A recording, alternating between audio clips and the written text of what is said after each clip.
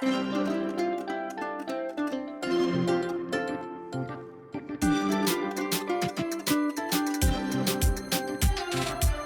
Natalie. And I'm Hannah. Welcome to the Stry Sisters podcast. On a quick note, Caitlin is currently on her long run as of recording, so everyone wish her luck in her completion of those miles. On today's episode, we're diving headfirst into the 2025 Marathon Weekend event guide. We'll be sharing our training updates, countdown days until race weekend, and give you all the must-know details to make your marathon weekend unforgettable. From navigating the expo and grabbing your bib, to understanding transportation, the race courses, gear check, and spectator tips, we've got you covered.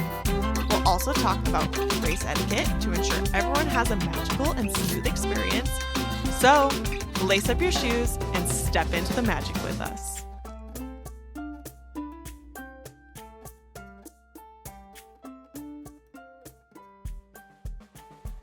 I'm getting very stoked about Marathon Weekend and just like the holidays in general. I think the holidays honestly are keeping my levels of stress down. I'm wearing my Grinch sweatshirt. It says, "But what would I wear?" And it's from Zippity Tees. So if you're a Zippity Tee fan, get in the spirit. Join us. Put on a themed something. And I love a good plug for a Run Disney small business.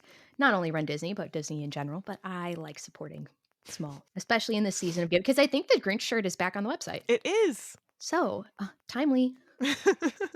I got this during the like Christmas in July release, which was very exciting. So it's kind of been like staring at me for months in the closet, just waiting to make its debut. But I'm going to wear it to our holiday brunch at work this week. Oh, love that. Alrighty, we've got some training updates.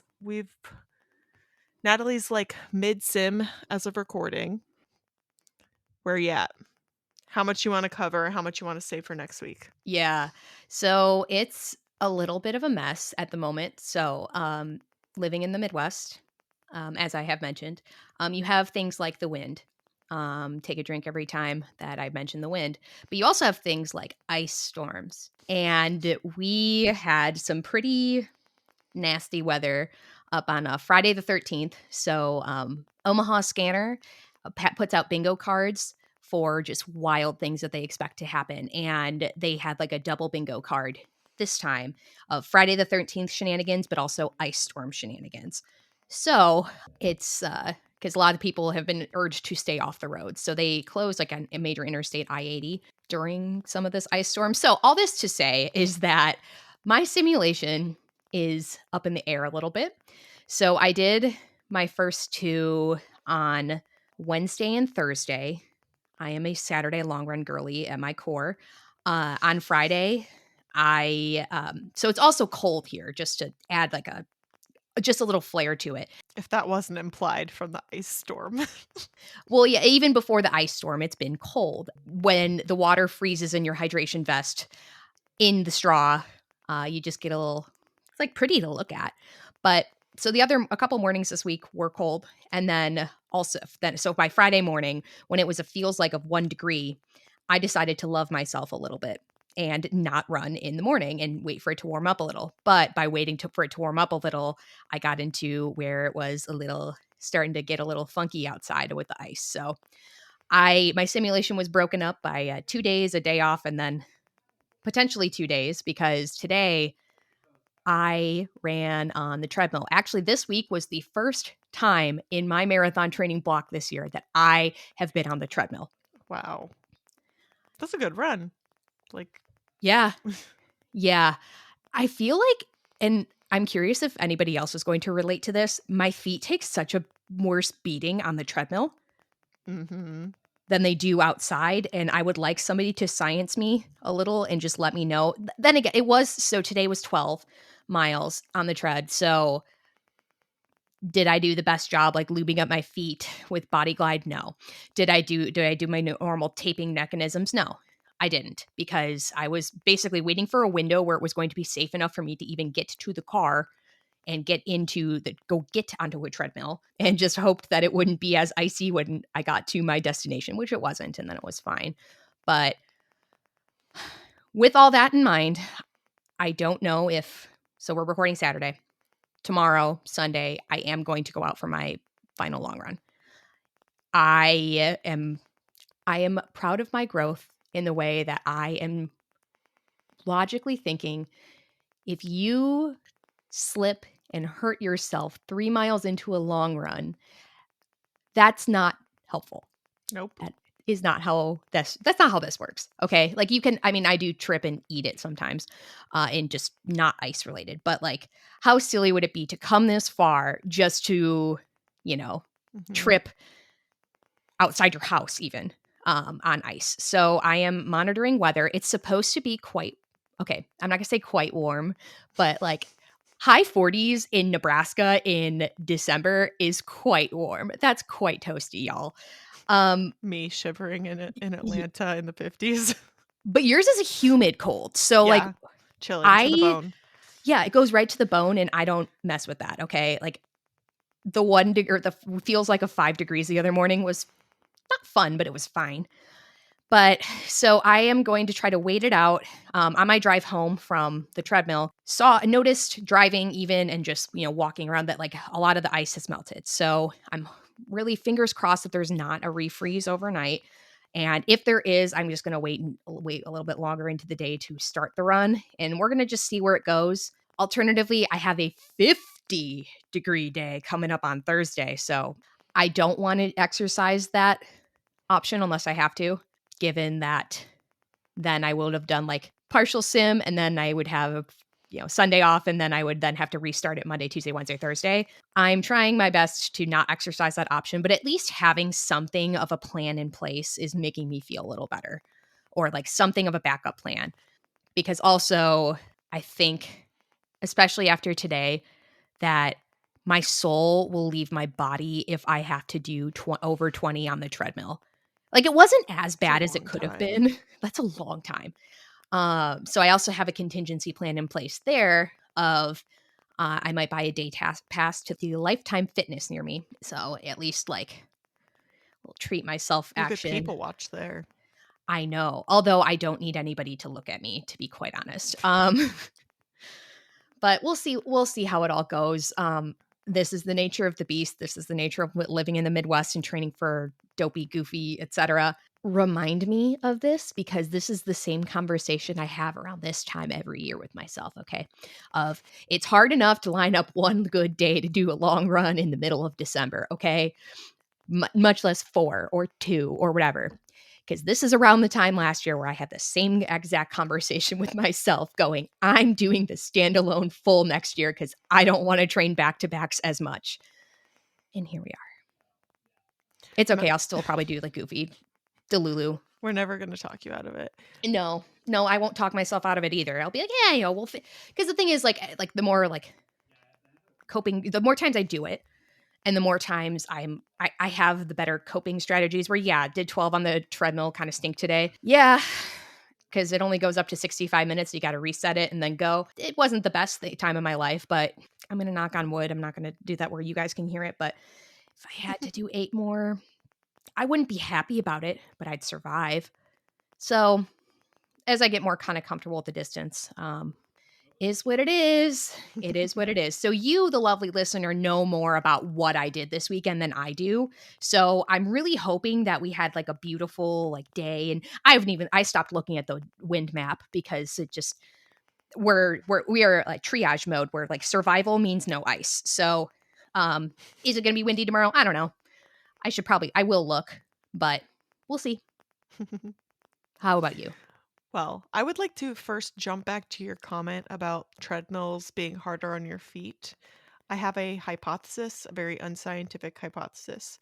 And I feel that because treadmills, like, I feel like when you run on a treadmill, you're kind of, at least for me, I feel encouraged to like be kind of close to the front of the treadmill, Yeah. which is not where you're supposed to run on a treadmill, actually. You're supposed to run like with kind of like how you're driving in a car. You don't want to be like right up against your steering wheel. You don't really want to be right up against the front of the treadmill because it messes with your stride. It artificially shortens your stride and changes the way you run. if you do that. So you're really supposed to like run on the treadmill, like, maybe like a foot or so away from the front so that Huh. you have like full range. I'm not saying you should overstride either. That's bad. But I wonder if that's why because I also have a lot of trouble with my shoes, the new shoes that I got the blister on. I tried them on the treadmill first. I have since this week worn them 2 more times on the treadmill and been fine. But the entire time I'm like paranoid thinking about my shoes. So luckily, no new blisters for me this week. I've got I did my normal, like, 4 slowest strides. It went really, really well. Again, no blisters. I think tying the shoes a little bit tighter was helpful, as well as I did on my treadmill, I did a slightly slower walking speed because I think I was overstriding to try and make Mm. that speed because I'm slower on the treadmill. It's just true. I don't know what it is, but I'm always slower on the treadmill, and that really helped. And then on later in the week, I did my tempo run, so I did 1 mile easy and then 3 miles at marathon pace, Ooh. and it felt really good. Like, I mean, I was real sweaty at the end, don't get me wrong, and my heart rate started to rise, like, I think by the end of my last toward in the last mile at marathon pace, my heart rate was in the high 160s, low 170s at the end of my intervals, but I felt really good. I didn't feel like I was dying by any means, and I definitely could keep going. So I'm feeling very optimistic.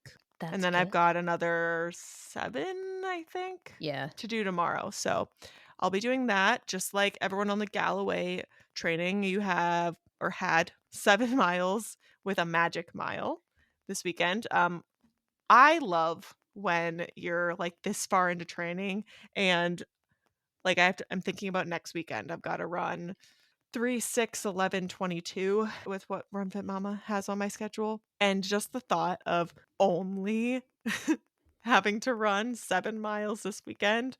And Ben also had this same feeling. He's like, seriously, that's it? That's all we have to do? And I was like, yep, it's good weekend. We can get a lot of stuff done this weekend. So I It's can't wait for it to be done, to be honest. I'm, like, really, really excited to go and run the race and all of that, but I'm also really excited to have shorter runs again on my docket post this long run. Like, taper will start and then princess training. To be honest, like, even a long run for princess is shorter than a normal long run for dopey, so yeah. we got this, guys. We got this. We're almost there. Yeah. Almost there. Taper is a beautiful thing. If you're listening to this and you're either ramping up for your sim, getting ready for your sim, you're on your sim, good luck. Yay. And if you're training for Princess, last weekend you had a 3 mile run. So I hope that's going well. We're slowly making progress towards that. And I can't wait to jump on the Princess train. I'm We have ready. no injuries to report as of yet. Everyone keep those fingers crossed. Knock on all the wood. Get a rabbit foot. I don't know what else is lucky, but like do all those things. Okay. And then now we've got our countdown. So we've got 22 days until marathon weekend 2025. How do you feel? Just whoa. Does it feel like a bit of a jump scare, even though we say it every week? A little bit, like watching it tick down on my Garmin too, of because I put my upcoming events in. It's crazy. It's hmm like I started packing a Yeah, couple things. A couple things. yeah, Let's not get ahead of ourselves.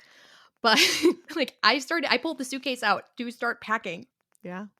If you saw our Instagram recently, I posted a story earlier in last week saying that there was only like 13 more runs to go until the event. And by the time you're listening to this, that means there's probably like 10. Isn't that terrifying? Yeah, sure is. Dang. It's also kind of exciting for me because it feels a little bit like an advent calendar. Like each run I can tick off, and now we're like in the final stretch. We're about to go to single digits, and that's really like because I'm feeling tired, but the fact that the number's getting so low is actually really motivating to get me to keep going. It feels like you don't have that many. You can do one more like each time. So Mhm. we got this, y'all. Oh, we really do, everybody. All right. And then we got 44 days until Disneyland Half Marathon 2025, 65 days until Princess Weekend 2025. And you heard that right. That's a 6 at the beginning, which means only 5 more days until your ADR reservation opens up. So get ready, mark your calendars, set your alarms nice and early. You got this. Mine always ends up on the day that I'm driving home for Christmas, and I think it will, yeah, if I have mathed correctly, which I would hope I would. Mine will be, so that's not bad because we try to get an early start to things anyway. It doesn't always work. I don't think I plan on waking up this early, but I was like, I really hope I don't have to wake up early, do this, and then go run my sim. That might Uh, happen. yeah. Nice to get a good Uh, start to the day. As a morning yeah, runner, I'm like, that's a whole thing. I'd have But trouble getting up in the morning when I'm not actually at Disney, so maybe that will be the motivation I need. yeah, you start your resetting your sleep schedule, I guess. All right, we've got 107 days until Springtime Surprise Weekend 2025 and 261 days until the Disneyland Halloween Half Marathon 2025. And as I always say, the start of a new Run Disney season. Already counting down to the next one. Always. All right, you ready to cover our Disney news, Natalie? Yes. I'm going to start with an oopsie on my end from last week. The Magic Kingdom Parade.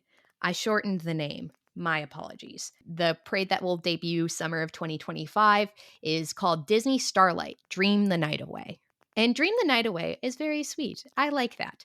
Mhm. So I wanted to make sure I included its full government name.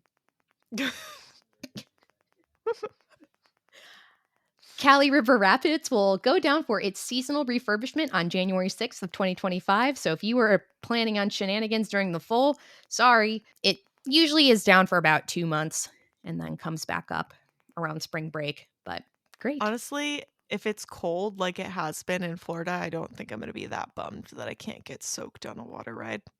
Yeah, who knows? I'm behaving and well cuz mostly the weather that I care about is like related to my sim and here up in the Midwest. And I'm not even looking. Because, okay, a projection this far out is not going to be, it's not going to do anything for Mm-mm. you anyway. Nope. Don't even worry about it. Don't even try. Just plan for anything. Yes. So now is a good time to start figuring out your cold weather options for your costumes or what you're willing to kind of sweat in if you don't want to kind of, because I know that the ask of like, oh, being like a prepared with a cold and a warm. For me, that usually just means some extra layers. So, um, like 90s kid style with like a turtleneck underneath like your other clothes, like that's about what I mean by cold weather options usually. But You know, uh, that looks back in. perfect. So I won't look like a ding dong. It's fine. I don't really care because I care more about being warm. Uh, Everyone priorities. looks like a ding dong out there. We're all just living our best life. There's no shame. Oh yeah, for sure. And then also, if you're a warm ding dong, you're a warm ding dong. So I don't care. All right, two big pieces of Run Disney news. The springtime surprise medals were revealed this week. Do you have feels? My favorite is Hercules. I love the gold around it. I love like the gold chains. Um, I also like Groot because it's in the shape of a cassette tape. That one's really cool. Um, the other ones are fine. And I think that there's going to be a movement for the challenge, which is the Big Hero 6 one that looks like that's going to move a little. The Mhm. Incredible ones or Incredibles one, I like the call to the logo for the Incredibles, like the eye with the Mhm. oval. Um, they're cute. I'm pretty neutral. I mean, I'm not planning and I wasn't planning on doing this. I'm trying to save for other goals in life.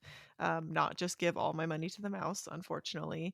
And I think as I do agree, I think I personally like Groot the best and then Hercules just cuz I do.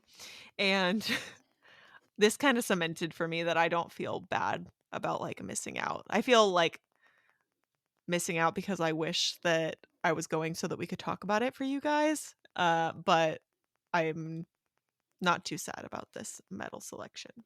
Chaos Dragon over here almost there was an opening in the challenge because the challenge sold out last week before we recorded our last episode.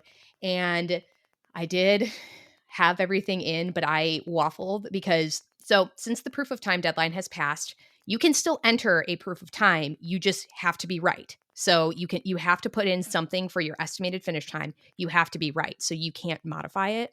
So I now have my proof of time link like on a note in my phone. So I'm not search because I had to pull the link and then the registration closed. But yeah, Chaos Dragon did almost do that. And I wasn't Mhm. moving like super fast the way that to register for the marathon in 24 when I got my Goofy bib, I was hauling. The Kermit meme where Kermit's on the typewriter, that's what I was doing on my phone. But I will eventually release my little hotel room to the wild, but I'm still holding out a little bit of hope. Not even Yeah. hope because it's not something where because if I was really, really dying to do it, I would get a charity bib, but Mhm. also that would be on top of my Chicago charity bib and, Mhm. like, priorities. Um, so because there are a lot of charities that still do have bibs, reach out to different charities, if you're looking for a sold out race. I know the Mhm. 5K and 10K have been sold out, and I'd imagine a lot of charity providers do have, have reached their limits, but speaking of Springtime Surprise, the Brooks and Run Disney collab is confirmed to start at Springtime Surprise. Whoop whoop. Again, slightly disappointed because I won't be there, but also just really excited. Hopefully, do you think you'll only be able to buy the collab shoes at events, or do you think you should be able to buy them online, don't you think? Or is it an exclusive to events? They Ooh, haven't said. I'd have to call in somebody and ask how the New Balance thing did or worked Yeah, back in that's the true. day. And that was also 7, 8 years ago, though. So they could have also changed their exclusivity agreement. But if Mhm. I know Run Disney, it's It'll be event only. it'll be event only. Maybe because then what do you do if you have certain shoes that don't sell during the weekend, Mhm. right? Like it's how like some character or some stuff ends up at the character warehouse from race weekends that doesn't sell. They still had stuff from Wine and Dine when I went after our Wine and Dine from the previous year, so Like you'd imagine that I don't know.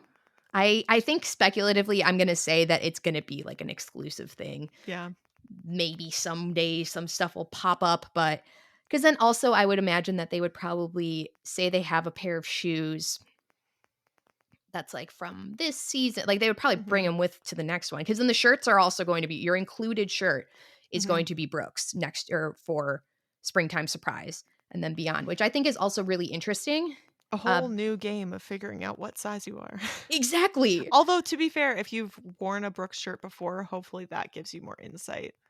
I have not. Well, you can go try one on at a store. Yeah. Oh, yeah, for sure.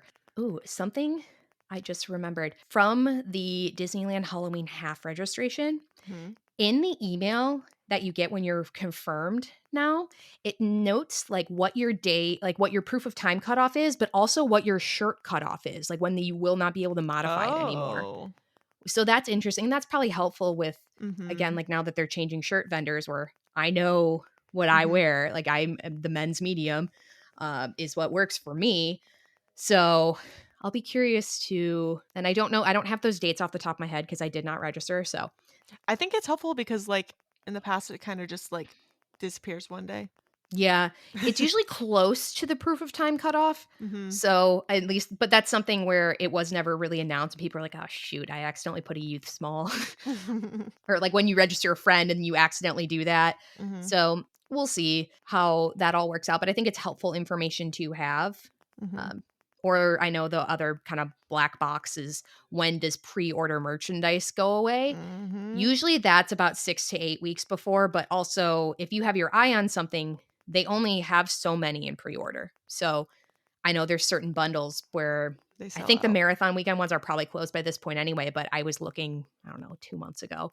And some bundles I remember seeing at first were gone because people had ordered them. So keep that in mind.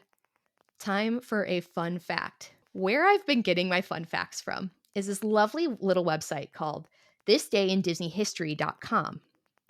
Obviously, there's some that I just know. I know like what day Walt Disney was born, whatever, stuff like that. Or, when we hit like a park anniversary on an episode record or drop date, woo, baby. This is a wonderful site if you're ever looking for some trivia. And I could not include this one fact. Well, I have a couple, but in 1770, German composer and virtuoso pianist Ludwig van Beethoven is baptized. How does this relate to Disney, you ask? I'd love to tell you. Beethoven's Sixth Symphony can be heard in Disney's 1940 Fantasia. Also, on this day in 1969, Fantasia was re-released in theaters, so it all ties together. Wow. Do you think they did that on purpose? That would be pretty cool. Even though it's not his birth date, it was his baptism date, And then another fun fact is, well, it's less fun because of the context of it, but on this day in 1966, Roy Disney reiterates to Disney Imagineering and Management that the company is still going to be continue to be run according to Walt's wishes. Walt died on December 15th, 1966, and this is when it was announced that Walt's name would be added to the title of the Florida theme park project. So it going from Disney World to Walt Disney World. That's a good one. But yeah, check out This Day in Disney History if you're ever looking for some cool fun facts, because it goes from 1770 all the way up through, and it's a lot of really fun stuff. So I really wanted to shout them out because it definitely, it's helpful, but there's some really cool little tidbits around. Alrighty. Are we ready to move on to not even the main topic, the main event, I'm the so ready. marathon event guide? Oh, I'm ready. I've been ready, born ready. We've got a lot for you. Don't worry if you somehow don't have the link or haven't looked at the event guide by now. We will put it in the show notes and you can find it on the Run Disney website as well. But we have read this thing top to bottom. We have opened all the windows. We have clicked all the links. We have done all the things. So here is your pretty dang inclusive summary. Yes. All right. You want to kick us off, Natalie? Sure. The featured charity for the weekend is the Leukemia and Lymphoma Society, so Team in Training. It's a fantastic charity. They do a ton of work to support people going through different critical illnesses. Our expo, our hours. So if you're in this is your first time doing marathon weekend where getting used to there being 4 days of expo, like 5 days of events is like a big thing, I got you. So your expo hours are going to be on Wednesday, January 8th, because it starts Wednesday. If you're running the 5K or Dopey, you have to be there on Wednesday to get your bib. But 10 a.m. to 8 p.m. for your expo hours. Thursday, January 9th, 12 p.m. to 7 p.m. Friday, January 10th, also 12 p.m. to 7 p.m. And Saturday, January 11th, 11 a.m. to 3 p.m. So if you're running the standalone marathon, make sure you get to the expo. We have shorter hours that day, so make sure you get there in enough time to go get your bib. So speaking of that bib, your check-in pass will be available on Monday, January 6th of 2025. So that's time for us to speculate, spiral, try to guess corrals, even though we don't even really have a basis. And we'll talk about that in a bit because we have the reintroduction of, well, I guess for the 20th anniversary of the Goofy Challenge, they had to bring back Corral G. You're going to bring your printed or digital check-in pass along with your valid photo ID to get your bib. Sign your waiver in your account. Otherwise, you're going to have to do a paper one at the expo. I know our international friends usually have struggle or cannot sign it digitally. So you should be able to do a paper one at the expo. Because most people do it virtually, lines are usually pretty short to go grab the waiver. So no big deal. Virtual queue for merchandise. It's going to be for day one of the expo only. So January 8th, 2025, Wednesday. The virtual queue is in the My Disney Experience app where you find your other virtual queues. So do a little It won't pop up as an option for ESPN Wide World of Sports until a couple days before, if not just the day before.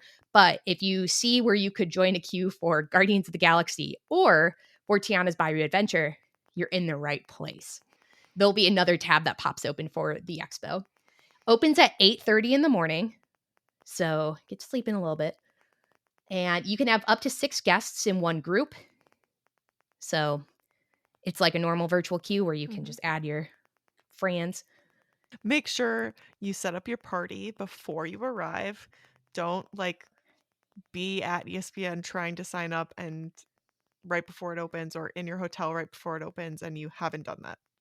Yes, it's gonna be a little silly. At least you're not, because the ESPN Wide World of Sports is not something where you're not linked. So, like with a park ticket, for example, Mhm. where if I tried to add my husband to a Guardians of the Galaxy virtual queue on a day he doesn't have a ticket because he's not an annual pass holder, it will block you from doing that. And it'll tell you why you can't add that person.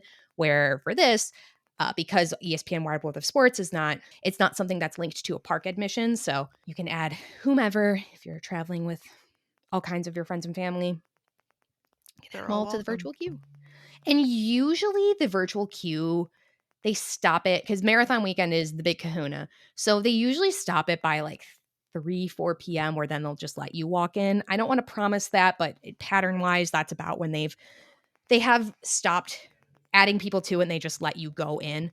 But always kind of depends though, because we never know how cuckoo cuckoo things are going to be. Um, Transportation for the expo begins 30 minutes prior to the expo opening and ends 30 minutes after it closes. There's a charter bus. So if this is your first race, it's not like your regular Disney transportation where there might be like a wraparound with Remy on there. It's a big charter bus. Resorts have really good signage to point you to where the Run Disney bus is, and they have volunteers out there or workers out there who will guide you and um, They're usually wearing some kind of like high vis vest or some kind of like vest that you can recognize they work for like the transportation group. And then they usually have like a little clicker because they're counting how many mhm. people are going on the bus. And that will be the same transportation for all events for the weekend, not just to the expo. Yes. So you'll have in your, that's actually a really good point. In your resort hotel, usually somewhere near the front desk, there will be some sign that'll tell you a bit about your bus hours, your stuff like that, but it'll also say what number your resort is. Hmm. So that is going to be consistent between the expo and the post race area. So Port Orleans Riverside is 6. And it'll be, you'll always go for like sign number 6. And it will say, it won't just say a 6 and go, figure it out. The name They is have also there. the names are there. There's other signage that shows you that, but They're also color coded. yes, it's helpful. Hmm. But you must pick your bib up the day before your race. You cannot pick up a bib for somebody else unless they are a minor. So, like your 10-year-old, yeah, you can pick up their bib. But you there has been emergency bib pickup in the past. It is not a guarantee. So if your plan has you landing at 7 p.m. at MCO on Wednesday, January 8th, and you are running the 5K, I would try to rethink that plan Hmm. if to guarantee that you can get your bib. And I'm going to knock on wood, have never had to use emergency bib pickup. I know sometimes things do happen outside of your control where it's the winter, delays, whatnot. Um, so if you do find yourself in that situation where you're supposed to get in at like noon, you get in at midnight, um, get to the race as early as you can, get on that first bus, go to runner relations. I don't want to say that that's always going to be a guarantee, but you know, that It's at least worth a shot it is worth a shot. if that's the pickle you end up in. Yes. Do not place yourself in the pickle prematurely. That was a lot of peas. That was lovely. And do not place yourself in the pickle, but if you end up in the pickle, there's a way to work around that. Henny, we want to talk some courses? Yeah. Okay, so I'm gonna run us down with some quick Ha, run. stats on yeah. Run us down with some quick stats on each of the courses, and then we'll do a little chitty chat about what we Yay. think about them. Okay? Oh, yay. Oh, So, we're yes. going to cover water stops, Powerade stops, food stops, and medical stops on each of the courses. So, on the 5K, there is one water stop, and the medical and area is in the start. I want to call it the start village, but like, the start finish area, that is where medical is. So, obviously, if something happens, there is Run Disney people on course.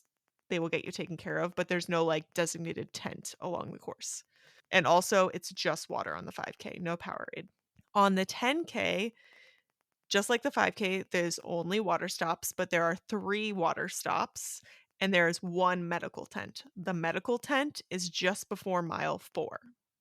There's no food on this course. Honestly, there's only food on the half and the marathon. So, um, that's kind of it. On the half course, there are 9 water stops. Only one of those 9 water stops does not contain Powerade. Like 99% of the time, it's the first one that's only water. And then everything after that also has Powerade. Do we know what flavor? No, we do not. So keep your fingers crossed for whatever your favorite is. There is one food stop on the half marathon course, and there are 6 medical tents along the course. There is less than 3 miles between every single tent, so you shouldn't have to go more than a 5K before you see another one if you have an issue. Again, if it's something emergent, they will come to you. So there is that. But if you need like ice because you're hot, or you need biofreeze because you're in pain, or you need Vaseline because you're chafing, you can get that at the medical tents. And then for the marathon, we've got 19 water stops, again, with only one of those being water only. Again, probably the first one. So that puts 18 Powerade stops. There are 5 food stops along the marathon. So quite a tick up from 1 on the half. And those food stops are at 6.5 miles, 13.5 miles, 17 and a quarter ish. I'm guesstimating because you can only zoom in and it's not like they list them. And or 17 and a quarter, yeah. Anywho. 21 and a half and 23 and a quarter. There are 14 medical tents on the marathon course, with the longest stretch between any of them being about 4 miles between miles 13 and 17 when you're running 2 DAC from the TTC. It's not too long. It's a little bit longer than on any of the other courses. On all the other courses, it's less than 3 miles. But there is like this weird intersection in the middle of this 4 miles where it's not technically on course. You'd have to go off course, but the 19, there's a medical tent near. Um, and so you can like sort of jump off course if you're in an emergency situation. Yeah, if you've run this before, you know. But There's where like a that little one loop de loop. where there's an intersection from if you're going into DAC versus leaving DAC when you go onto Western Way, it's right before 19 where Hmm. it's literally at an intersection. So if you were in an emergent situation and you really needed you couldn't get to the next, you would be able to go over there. I'm sure they would be happy to help you Yes. with that. All right. And that's kind of all of our stats. So let's talk what we're feeling. The half is basically I'm going to call it the standard half course. So for marathon and princess, um, but with the backward entry. So it's going up Cone Alley and then down Main Street with a left towards Adventureland. Indeed. A lot of directions. My brain while running can't process any of that. So I just follow the flow. True. But we're going to take that walking path between the Grand Flow and Magic Kingdom to get there. Hmm. What I'm really interested in is I wonder if we're still going, this is going to sound silly, but run on the same side of Main Street as normal. Probably not if we're turning left. Yeah, probably not. I imagine they'll flip the, viewing area to the other side of the street. Yeah, Do you think we'll come the other way around where the Christmas tree is, the little courtyard thingy? that's another because I think we're going to come, you know how like when you go up to the monorail and then going from Magic Kingdom, Mhm, that's where like next to that is where the path is. So we're probably going to go the other way around, yeah, mhm. around the tree. from normal. So we probably are going to run down the other side, the Emporium side of Main Street. Wow. Dang, that'll be I can interesting. spec out what I wanna buy later when the park's open. Yeah, please help me. But it'll be interesting because then also the way that, like the marathon course where we go through the castle, but we take the other ramp as per Mhm, normal down. So I hope that I know everybody has a side where they look better mhm. on, and I hope this is a positive change for you. I usually never I usually never get that picture or it's, like, Aw. exceptionally derpy, so it's fine that I didn't get it, but it's one where, like, I'm either, like, kind of because it's hard to angle yourself where I'm pretty good at finding myself a pocket, as Once Upon a Marathon would say, Mhm, of where I would be visible and where my bib's gonna be visible, but that's one where I have not mastered. Or I also because I'm thinking more about getting the castle photo, because you get off that little ramp and then you turn one way, and there'll be cast members directing saying one way for castle photos, one way to keep on the course. So mhm, I'm usually thinking more about that than I am about anything else because I love the castle photo and I always stop for the castle photo. So mhm. is what it is.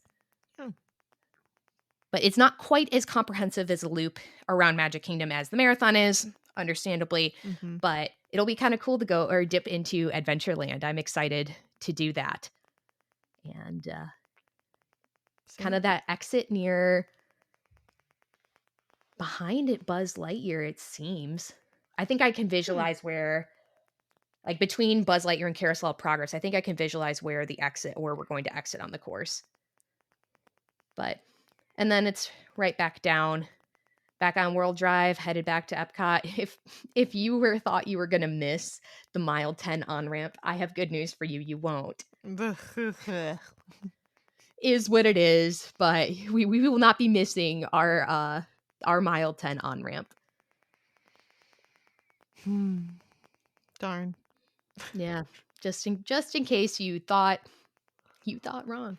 But it will be interesting to I've never approached Magic Kingdom from this way on a half course or the marathon either, so it'll be interesting. Speaking of those 2 courses, so I'm pedantic. I think that that makes me really good at my career. I have been checking for a while to see if they've certified the courses yet. They have not yet certified the half and marathon course. Now, they might have measured it already. Usually, I think when I've looked in the past, it's been about a month from like their like measuring date to then the like when it pops up on the website. Mhm. So the 5K and 10K are listed as a Run Disney 2024 to 2025 season 5K and 10K course, respectively. So I would imagine we're going to keep seeing that. So if you like the 10K course where you loop around the boardwalk and you go by Yacht and Beach Club, I have good news for you this season. No certification on USATF website yet. Which means they could still make changes. It They would be could. honestly, it's so close though. They would have had to measure multiple options, like, to have time to change it. I think the only reason they would is if they decided to start a construction project. And ooh, that just tickled my brain a little. I wonder if part of the reason that we're doing a different approach in and out of Magic Kingdom is for what's going to happen beyond Big Thunder Mountain, because in the past, Oh. we've exited near Tiana's Bayou Adventure, Mhm, there's some backstage areas, and I wonder that just made me think that we're not gonna see those any because I like seeing the parade floats and whatnot. mhm.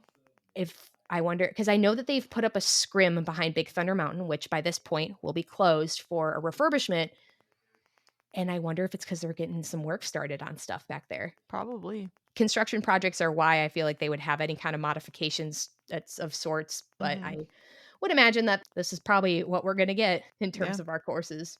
Alright. Let's cover your resort transportation times so we Woohoo. can get you there on time. I mean, we can't get you there. You have to wake up and do that yourself, but we're gonna try. Alright. So it is recommended that you arrive no later then 4 a.m. for the 5K through the half marathon, and no later than 3:30 a.m. for the marathon. The very first time I ever did a Run Disney race, I looked at the times that they recommended and I was like, that's insane. Why would I show up over an hour before just so I can stand around and wait? Well, let me tell you, you definitely want to be there by those times because especially with the new like sub corral, if you're going to be in one of the later races, you want to be able to get into your corral, you want to have time to check your gear check, you want to have time to use the potty if you either one hopefully stand in line for a real potty, or two are unfortunate enough to have to use a porta potty that early. There's picture opportunities, there's DJs. It's a party like an hour. Obviously, at some point, you have to get into the corral. Like, you don't just like walk up to your corral at start time, but you will have plenty of entertainment. Like, a whole hour is really not that long. It will pass so quickly. So, for the 5K, if you are taking the bus, which is the only option for the 5K, unless you're driving yourself, which good for you. Then the resort buses will start at 3 a.m. and they will run till 5 a.m. to get you to the start.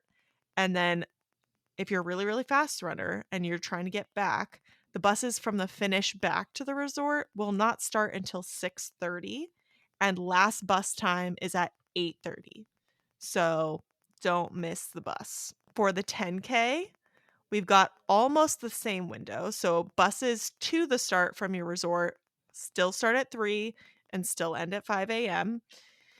But the finish line to the resort goes from 6:30 to 9 a.m. So you get an extra 30 minutes. Last bus at 9. There's also still no monorail for the 10K. Now, when we get to the half, you have two options of transportation. You've got the bus and the monorail. For the bus, from your resort to the start, buses start at 2:30 a.m. and go until 4:30 a.m. Buses from the finish back to the resort start at 6:30 a.m. and go until 10:30 a.m. If you are trying to take the monorail as part of your transportation, you can take the monorail to Epcot or to Magic Kingdom. When you're going to Epcot, then that one starts at 2:30, and then if you're trying to get to Magic Kingdom to spectate, that one will start at 4:30 a.m. But you also need to like already be at the TTC to get on that one, so like plan ahead. I really wish you could see my hand gestures with that one. For the full, you also have two modes of transportation. You have the bus and the monorail. Resort to the start line is 2 a.m. to 4 a.m. And the finish line to your resort starts at 6 a.m. and goes until 1 p.m.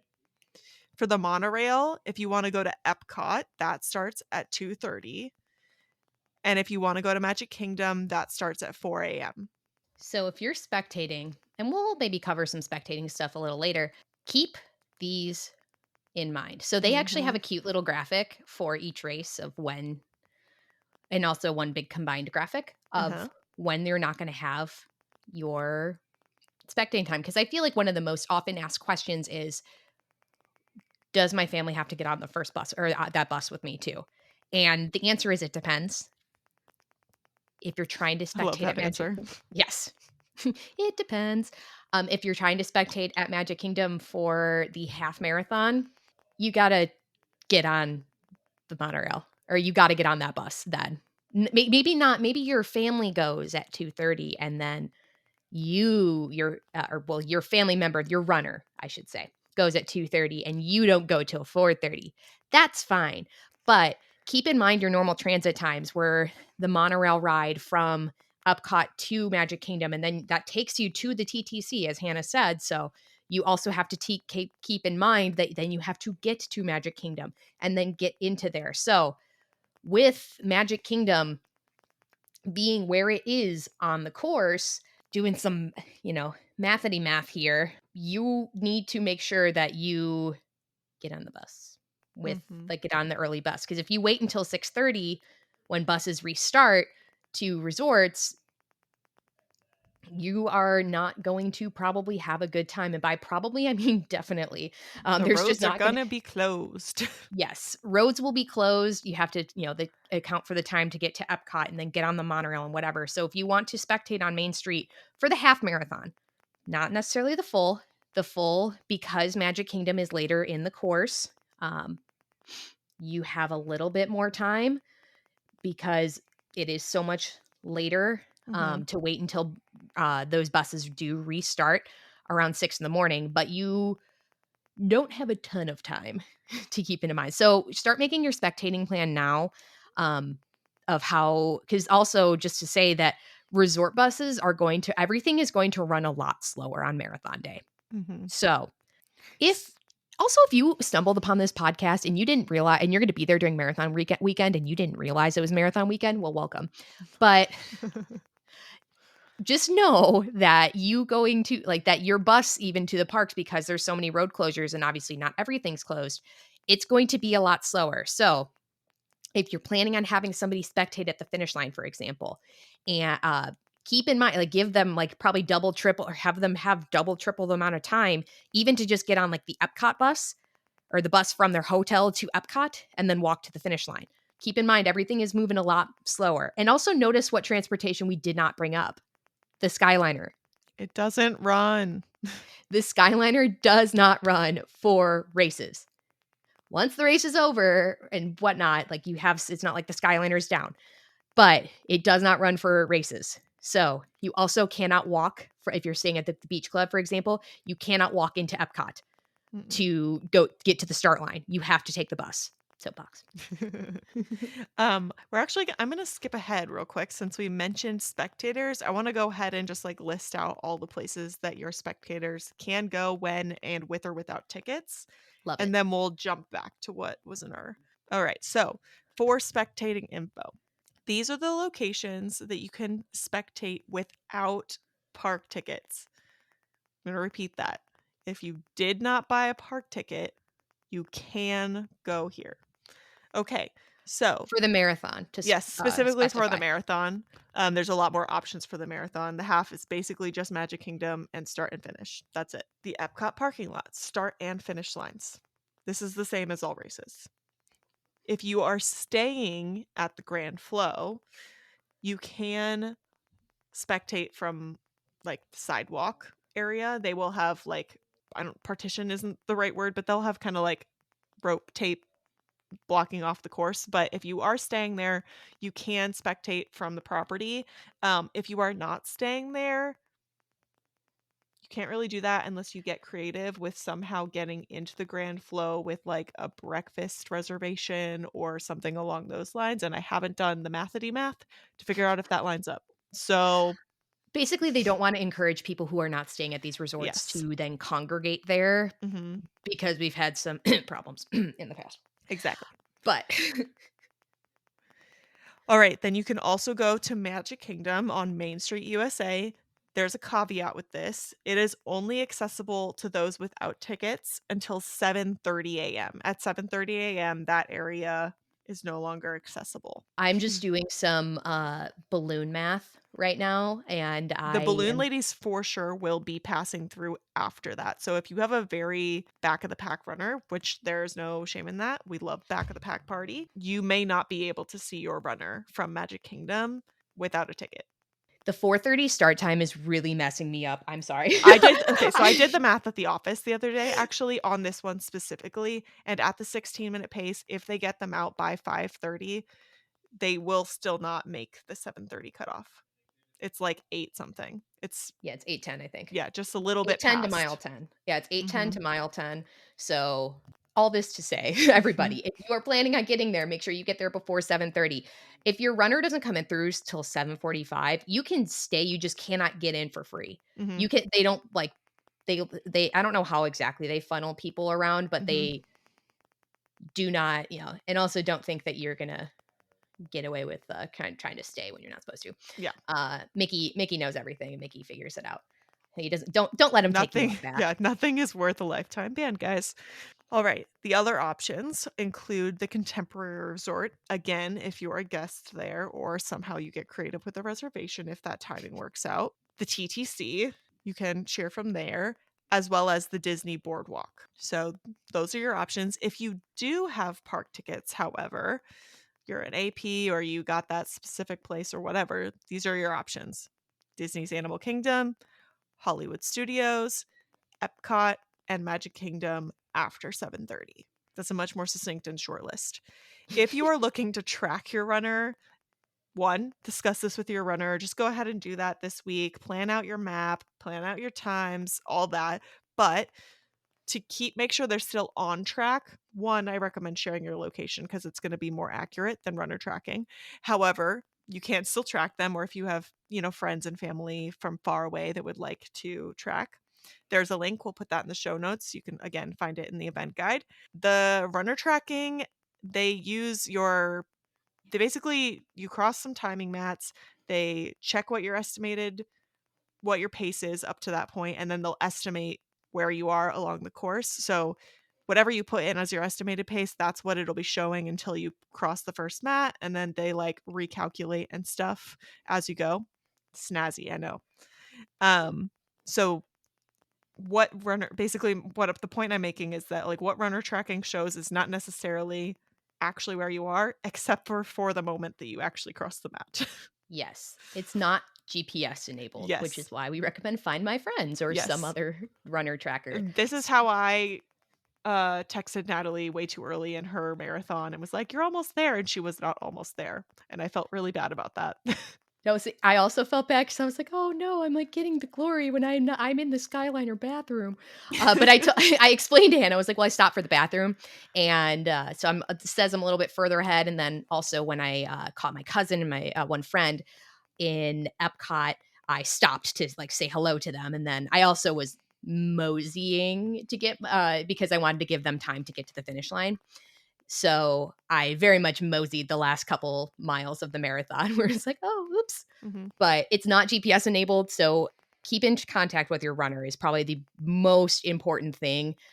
Getting your estimates, runner tracking is helpful. I'm not saying it's not. It definitely is helpful. But you want to also have another line of contact with them because the timing mats, assuming things are similar to the past where it's for the marathon, especially it's 6 miles, 10 miles, the half marathon, and 20 miles. Mhm. Those are your timing mats. So, there's a lot going on between the half and 20. Mhm. Animal Kingdom happens. So there's a lot going on between them. So just really keep in touch with your runner Mhm.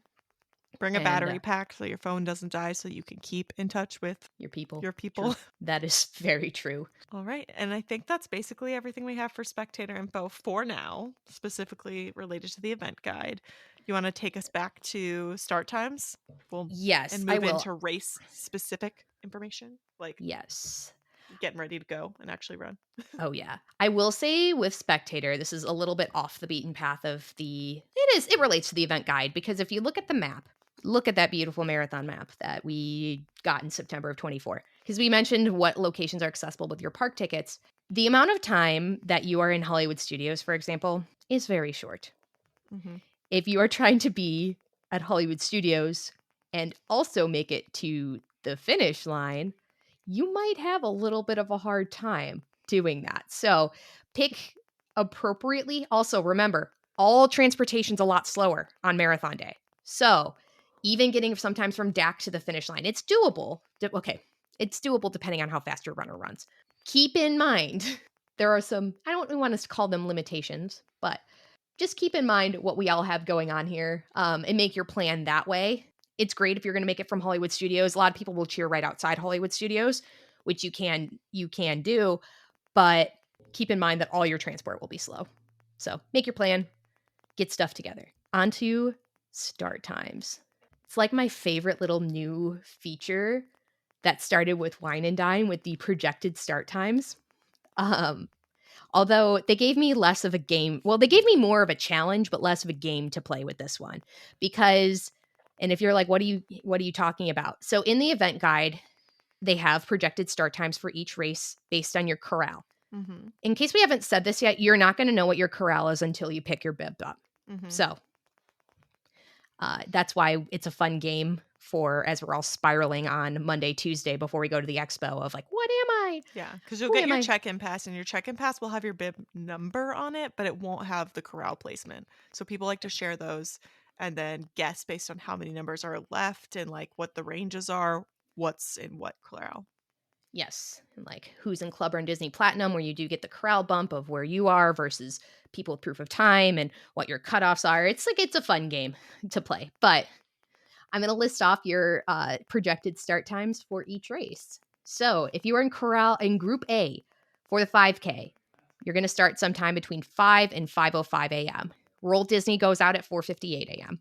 If you're in Group B, 5:06 to 5:11 a.m. Group C, 5:12 to 5:21 a.m. Group D, 5:22 to 5:36 a.m. Group E, we have E for the 5K. That's wild in a good way.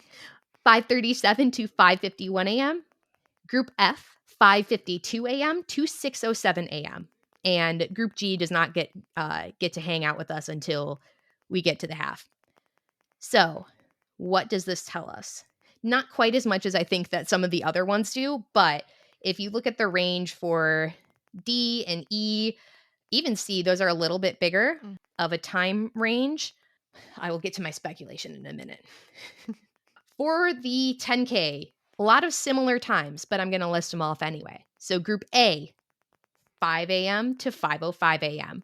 Group B, 5:06 a.m. to 5:11 a.m.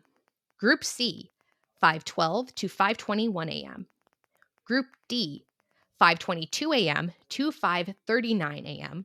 Group E, 5:40 a.m. to 5:54 a.m.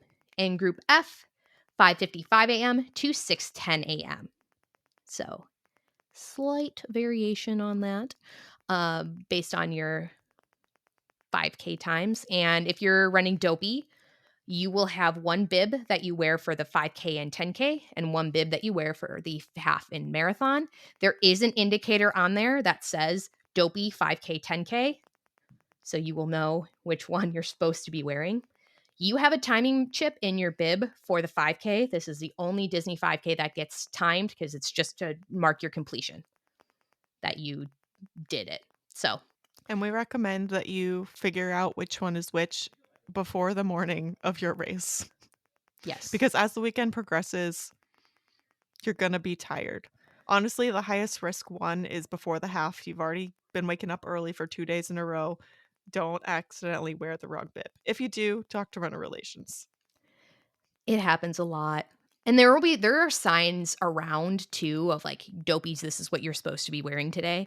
So there's a lot of signage. It says it on the bib, so you should be pretty good on that. And you're gonna have the same bib number though. If you are running you're registered for the dopey challenge, it's the same bib number for all 4 days, just you get two different bibs. All right. Half marathon. Projected start time. If you're in Corral A, you have the same one as the last couple days. So 5 a.m. to 5:05 a.m. Corral B is 5:06 a.m. to 5:13 a.m. Corral C is 5:14 to 5:17 a.m.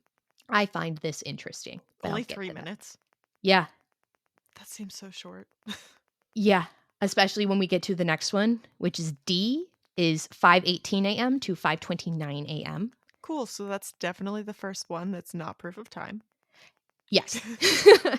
Group E, 5:30 to 5:42 a.m. Group F, 5:43 to 5:53 a.m. And Group G, Goofy baby, is 5:54 a.m. to 6:06 a.m. So, That just seems like so fast to send off so many people. I mean, yes. considering, didn't you just say 6:06 and the 5K, the last group doesn't end until like 6:07? Yes. So, also so from experience at Wine and Dine, these projections, gosh, I'm going to almost call myself out, but with how it went for, I know it was a couple minutes after what the projected Mhm. start time was for the balloons for the very last people to get on course. So I believe both for the 10K and for the half. So also keep in mind If there is inclement weather, they are going to push us out faster. Mhm. So if we're trying to beat humidity, if we're trying to beat, just the Rain. worst conditions later in the day, they can adjust this. So this is a great planning tool because a lot of people are like, oh, like, well, when am I going to start? I'm like, well, it's kind of hard to guess because you don't know what your corral is ahead of time and whatnot. You can guess. I'm thinking I'm going to be in C. I'm probably in the last POT corral. I wouldn't be any further up. Let's just say that. But um, yeah, Mhm. it is kind of a helpful planning tool um, for you. So keep in mind, it's not Bible. It's not like completely the like kind of written word of like you will start 5:30 if you're front of E. They're going to try to keep you as close to that as possible, and I do think they are usually pretty successful. But I don't want to have people because then it's like, oh, how long should I estimate? Can I get to this dining reservation again? Don't really want to. It's helpful for planning, but it's not exact. It's not law. It's projected. Okay. All right. Marathon. And if you're like me and you remembered that they moved up the marathon start time to 4:30, but you also kind of forgot. This one broke my brain a little bit because I remember looking at the very last one and going, how are they getting all of us out by 5:27 a.m.? But the marathon starts at 4:30, so Roll Disney will go out at 4:28. So, Group A, you are living. You are living your best life. 4:30 a.m. to 4:35 a.m. Is your projected start time. Group B, 4:36 a.m. to 4:41 a.m. Group C, 4:42 a.m. to 4:46 a.m. Group D, 4:47 a.m. to 4:57 a.m. Group E, 4:58 a.m. to 5:10 a.m. Group F, 5:11 a.m. to 5:18 a.m. And Group G, 5:19 a.m. to 5:27 a.m. So that's less than an hour if you're following along at home, Mhm. which lines up with both that I've run so far. One of them was a yellow flag on the course, so they got everybody for the marathon out in 2023 by 5:45 because I knew that 12:45 was my drop dead balloon time because it's Mm. 7 hours from when they start. So, yeah, That's they do just try to get it out. bonkers. Yeah, but there is a lot of space for people to spread out because with the way the course goes, you go into Epcot, you do your World Showcase loop first Mhm. in the marathon course, so that can get like a little bit crowded, but you got real potties, so that's good. But once you kind of get onto the highway, things really open up. It's beautiful. It's wonderful. It's lovely. And I'm not even being facetious. I legitimately enjoy it. I legitimately enjoy the elbow room because I could just kind of settle in and do my thing. So things with the marathon, it's hard to describe until you experience it. It's just like there's just so much space and it's just very open, right? Most character lines aren't terrible. Usually some toward the front are, or the beginning of the race are, but people just have 7 hours and so many miles to spread out on that. I am optimistic about the crowding situation. Am I optimistic coming from probably Group C? Yeah, I am. But that's not where I was in the past. Mhm. So I'm optimistic. Mhm. All right. Some more race day information. Gear check, my favorite thing. It is available for all races in the reunion area.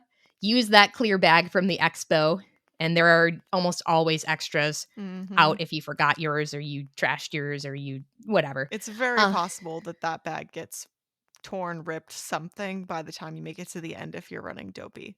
They're not the most sturdy bags. Indeed. They are for just a beer cup, though. If you forget your gear check, you'll go to Epcot Lost and Found at guest relations outside the park. So if oh god, I can't even think of the idea of forgetting my little beer cup.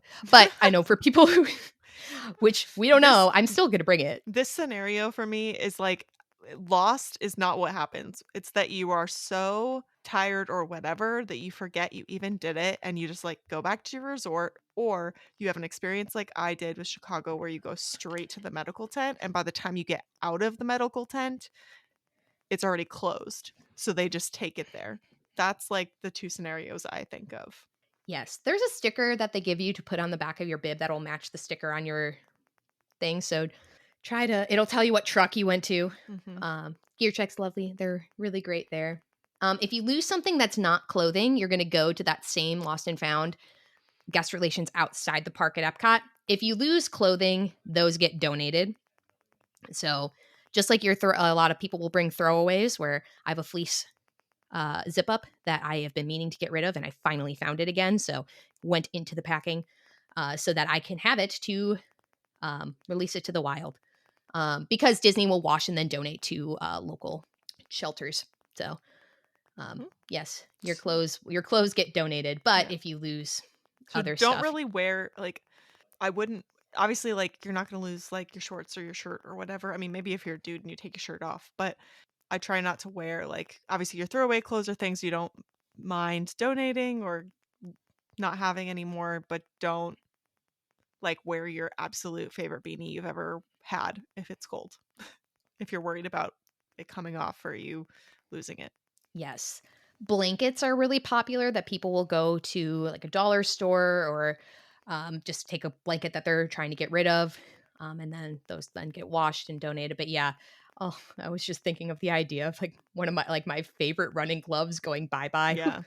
That I would be mean, so that's probably sad. like a very likely scenario. It's really easy to lose a glove. So, Yeah, bring your less yeah, maybe don't take your favorite running gloves. Maybe get a pair of like ones from Target or something. yes ones that you don't mind saying goodbye to, Hmm. especially over the course of a marathon. Our, Want to talk race etiquette? yeah, favorite topic. Woo woo. All right. So, this is all specific race etiquette that Disney asks you to abide by. This is not like other general etiquette that either people have adopted or like people talk about. This is very specifically what Disney's asking you to do. Please, please, please, please, please pay attention to the pre-race instructions. There's going to be digital instructions up on big screens, and there will also be verbal instructions from volunteers, cast members, all of those. What you read in here will not only help guide you through the race course, but it's also going to keep you safe. If they're directing you off the course or around something, do what they say. There's a Yes. reason. Like maybe there's a runner down. Maybe I don't know what else happened. Usually I think it's because there's like a runner down or something if they're going to direct you a different direction, or maybe there's bad weather and they've decided to change the course if they're having to Mhm. cut something and get people back to safety. Listen to what they have to tell you. Just because you read the marathon guide and event guide and all that doesn't make you the expert. Listen because things change. Please enter your correct start group. This will ensure that you are running with people who have a similar ish, I'm going to say similar ish, even though Disney just says similar pace. Um, Obviously, if you arrive late, you'll have to go into a later corral, but it's generally best to try and be where they plan to have you so that start times are correct and all of that jazz runs smoothly.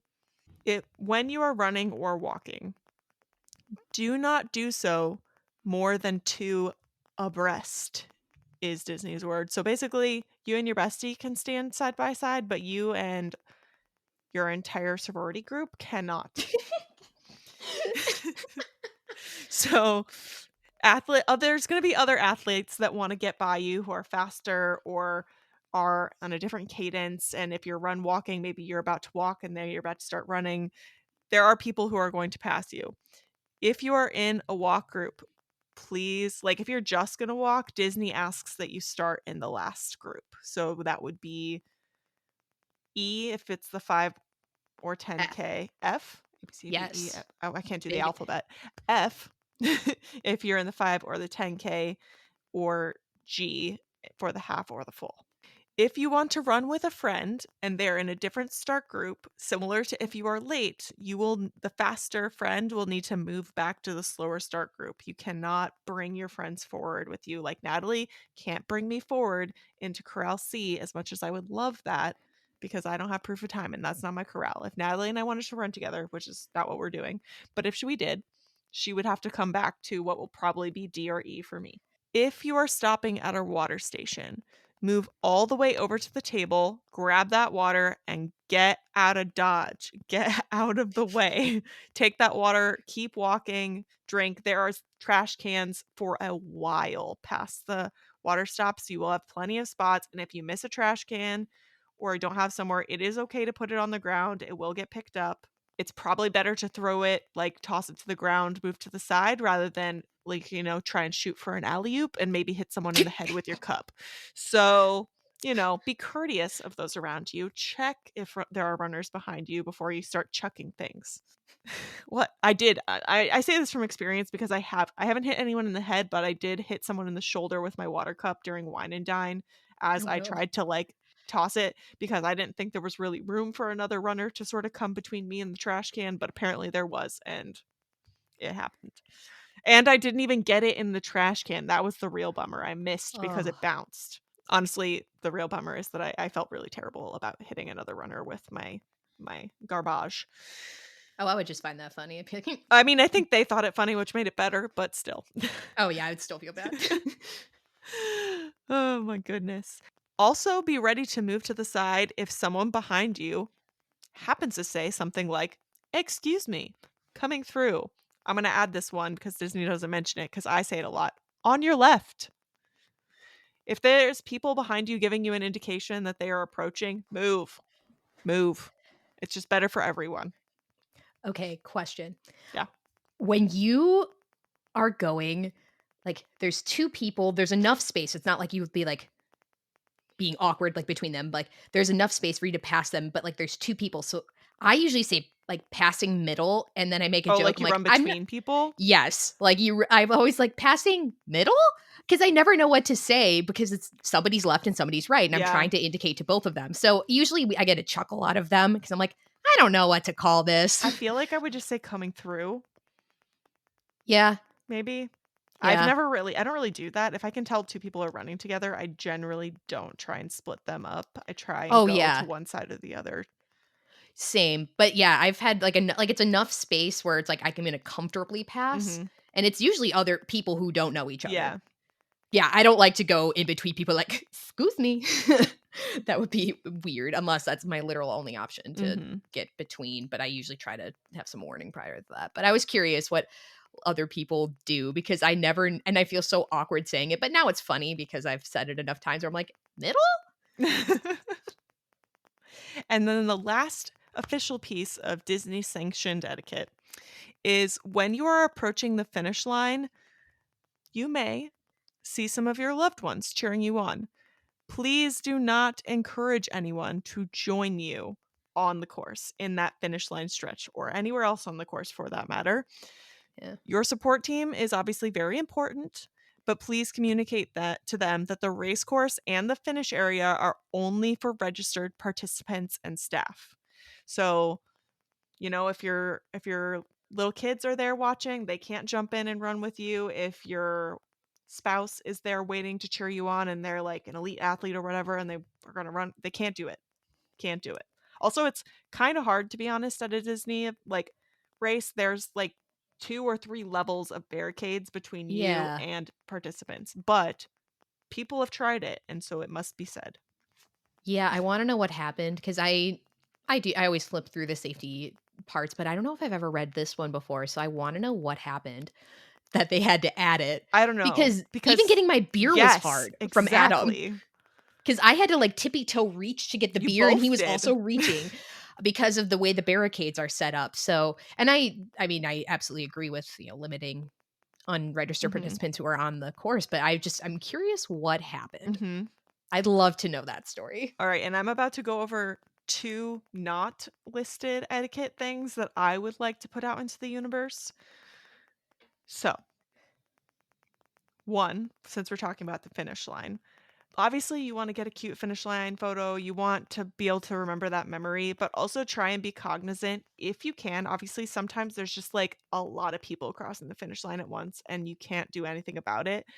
But try not to like sprint in front of someone and block their finish line photo, or like be cognizant if you're going to put your arms up that you be around aware of your surroundings so you one don't hit anyone in the face and the hopefully don't block like all their opportunities to also get a good photo.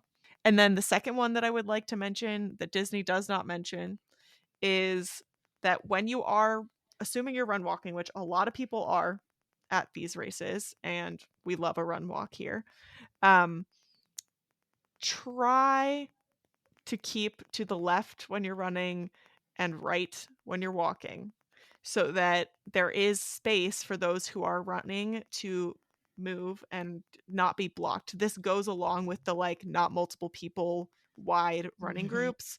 The pace groups are really good about this. The pacers are really good about encouraging people, hey, don't form a giant clump, make sure there's room for other people to pass, be cognizant of your fellow runners.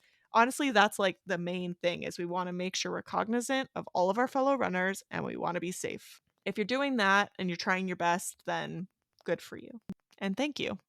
I was gonna say I have a little bit to add to both points actually. Okay. The same way you don't wanna, like, do, like, the zoomies right Mhm. near the finish line that way, don't go to a dead stop when you cross the Mm-mm. finish Yeah, line. do not Like, run through the yeah, finish line a keep little. running, go through the chute, don't stop to stop your watch. Also, this isn't etiquette, but this is just for your photo. Don't look at your watch while you're running across the finish line. That's not the photo you want.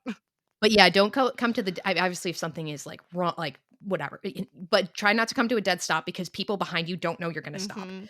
And also, your pictures are gonna be a little better because they have so many layers of photographers. They have, Mhm. like, an aerial shot. They have ones, like, right here. They have some that are, like, almost sitting on the floor. They have some standing up. So, they're really trying to get you your best options for your Mhm. finish line photos. So, try not to come to a dead stop because then you'll Mhm. also probably not get a good one. Yeah, you get more like there, and they have them just as she said, they have them staggered at different heights. They have them staggered at different distances away from the Yeah. finish line as well. So if you keep running, it's going to give you more opportunities as well as those around you. Yes. So, also with run walk, this Mhm. is more of a piece of advice from me to y'all, okay?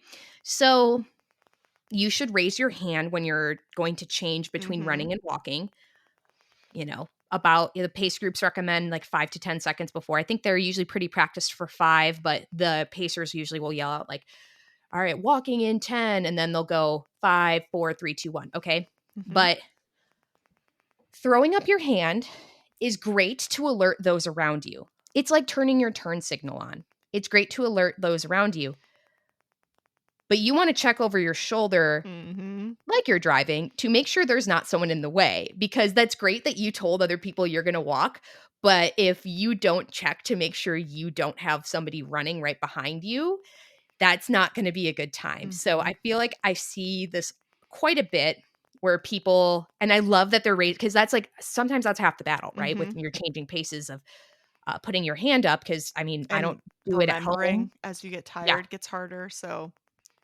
Yes. I don't do it at home because I'm by myself. Ben makes fun So of me when I do it when we're at home. He's like, "There's no one here." I'm like, "Yeah, but if I practice, then maybe I won't mess up during the race."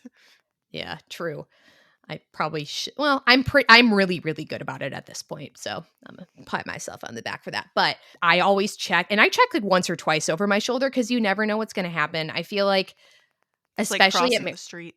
yeah, especially at marathon weekend, I as much as we wanna say, we have our walkers on the right, runners on the left, that also means, like, a piece of etiquette is if you're a runner, I know sometimes you have no other option than to kind of, like, clip around, like, they're Mhm. on the right to get around a bigger group, but try not to do that, or, like, announce your presence that, like, "Hey, I'm passing in," or yeah, like, announce your presence in a way, because I've been almost startled and knocked over a couple times, by somebody who's, and it's obviously it goes both ways. So, be cognizant of that. Always check over your shoulder a couple times because you know, that doesn't sound like a fun way to, like, go out, Mm-mm. during your race. So, kind of be friends with everybody on the course, in general ways, but also, be a good neighbor, I should say, in that way. One more thing, or really absence of a thing on the event guide. There's 2 of them. So, you may have noticed that there is no water park deal anymore Oh, because like in specifically a race water park deal. yes. Yes. Oh, yes. There is no, like, 50% off tickets because, starting in 2025, on your check-in day, you can have free admission to one of the Disney water parks. So, um And if you're curious how to access that, it will like because you're staying and everyone gets it, it should populate in your My Disney Experience app as a pass for you. oh, Um, if it doesn't, then obviously like speak to a someone from guest relations or race relations or something. Um, but it should populate in your app, and it looks like they're populating about a month out. So you may I take that back. Maybe not. Are you checking right now, Natalie? I am checking right now. Although mine might not I wonder if mine's gonna pop because I have the water park on my Yeah, you AP. might not. I'm Oh, curious though. The other person I'm staying with doesn't though. I have so many I love seeing all my little Sims where I love seeing people's stuff. Oh yeah, I don't see it quite yet for marathon weekend, but that's interesting. I did not know that's how that was going to be. yeah, I'm doubting myself now on the month thing. Is It it might be maybe a just week, but I'm trying to Hmm. check. Oh, I can see all of your tickets. I love seeing all people's stuff. I'm so nosy. I love people's photo pass. I love Um, people's look at you. yeah, no. It's interesting though because my like mini golf and stuff has already populated. Yeah. So, hmm, we'll see. Maybe it's a week, but anywho, it will populate in your My Disney Experience app. Yes. Another thing that's not on the event guide yet, but will be available closer to race weekend, all of our Disney Springs deals. That page, as of time of recording, just says that come back later for some more information. So come back later for some more information. And then one final note. It's that time. It's that time of this. Tis the season. If you attended the marathon last year and you have not downloaded your photo pass, now is a good time to do it. I could not imagine. Please tell me, Natalie, that this isn't you, but like if I completed a marathon, which I have done, I could not imagine having not downloaded at least some of them at this point because I would have been so excited that I did it. Oh, yeah. I've always downloaded some of them. Just You know, not I've all of picked my them. favorites. Yeah, it's just that the whole I want every single picture, Yeah. the whole kit and caboodle. But that's how it was for Wine and Dine too. I definitely had a good chunk of them, but I didn't have all of them, and I want to have all of them. Hmm. But, you will get or will you the PhotoPass codes are already available, but it's really nice, at least starting with Wine and Dine this year, they put all the PhotoPass codes on your check-in pass too. Hmm. So it's kinda nice for a little copy paste action to put it into PhotoPass. It's a 16-digit code. You put your bib in the last 5, and if your bib is 300, you have to put 2 zeros before 300. But anyway, download your pictures, everybody. I need to. That's that has been higher on my to-do list. I know it's been more recent on my to-do list, um, to just get the whole suite of them. And then I'm gonna tell myself that I'm gonna do Princess at the same time, and maybe I actually will. I think you Maybe I should. actually will. I should. It's just that I also want to sort them all Hmm. because then I put them into the folders and then, the way I would just move my downloads. I'm going to. You I'm should gonna get because it you done. have all of my photos too. I do have all of your photos too. So I'm gonna be pretty upset if you forget. Well, the princess ones, I already got you yours I'm because yours prior to prior to you being an AP, yours expired in 45 days. oh So yeah, I that's true. yeah. So but I do have all your race photos still too because I attached them to my photo Hmm. pass. But go download your pictures, everybody. Well, I think that's just about everything from the event guide. If you are just as particular and as type A as we are Yeah. and would like to read it from start to finish for yourself, the link is in the show notes. Yay. Thanks for It's listening. getting real. It's getting real. If you enjoy listening to our show, please leave us a review and a 5-star rating. We love reading your reviews out loud, and you might even be featured on a future podcast episode. We've also started a community spotlight on our Instagram at Stride Sisters Podcast. If you want to be featured for a Medal Monday, a Finish Line Friday, or any accomplishment that you want to celebrate, send us a picture via our social media platforms or our email. All the ways that you can connect with us can be found in the show notes. Thanks for listening, and until our next adventure, we're wishing you endless miles of magic and memories. See you next time.